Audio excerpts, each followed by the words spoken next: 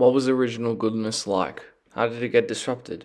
These questions are answered in the book of Genesis, the story of creation. The book entails the story of how God created all living things, the heavens and the earth.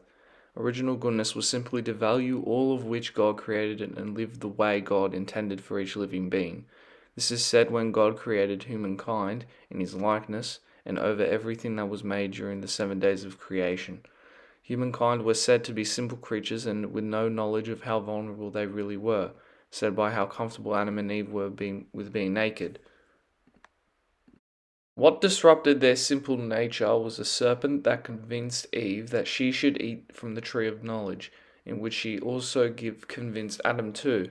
This leads to God punishing the serpent, condemning Eve into birthing children, and Adam into eating the food of knowledge forever. The serpent is a metaphor for temptation and disrupted humankind's simple nature, another way to describe what original goodness was like. Presently, you will see the story relate to many things of the postmodern era. Materialism is a way us humans feel tempted to own possessions that hold less value than positive feelings we should spend more time with. Just like how Adam and Eve were tempted to eat from the fruit of knowledge and missed out on the perfect life God gave them.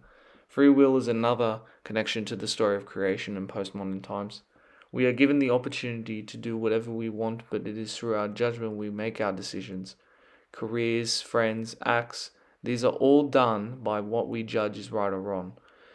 Adam and Eve display their free will while living inside the Garden of Eden and having a life of peace with no conflict. What strengthens that idea is they were made in the image of God, so they still had the accessibility of the tree of knowledge no matter what God said.